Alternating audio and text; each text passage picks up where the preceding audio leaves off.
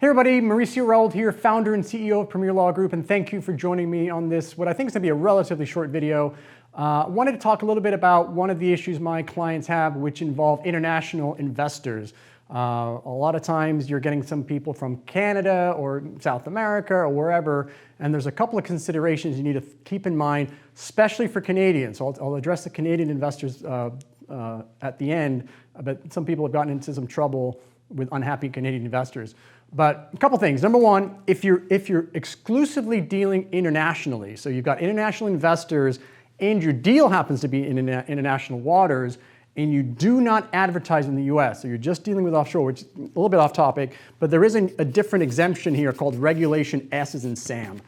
So we probably want to take a look at that, and that's a scenario where you have just advertising outside of the country. But when you have a US deal, you've got mostly US investors, but there's somebody from Canada, let's say, that wants to come into your deal, and you say, great, whatever, he's international, whatever. Here's the challenge.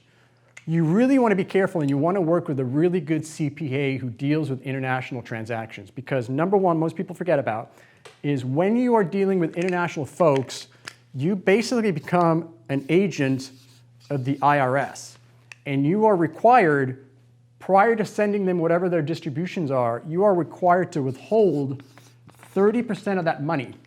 And you've got to send that to the Department of Treasury, and you essentially have to withhold that money. And let me just backtrack.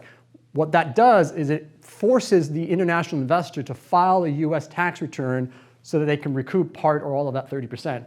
Because if you didn't withhold that, they've got no incentive, they're in Canada, they're in Asia, they have no incentive to file US tax returns. So you're required to withhold the 30%, and you will be legally responsible for that if for whatever reason the investor doesn't pay the tax and they find out, you're going to be on the hook.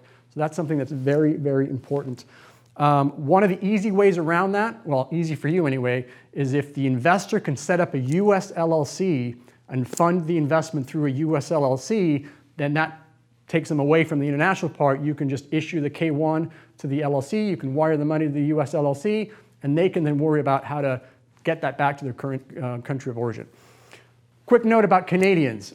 Canadians, and again, you want to make sure you're not a professional, I'm certainly not a tax professional, you want to insist that they check with their Canadian CPA, but Canada does not recognize the LLC, right? So most of our syndications are going to be LLCs.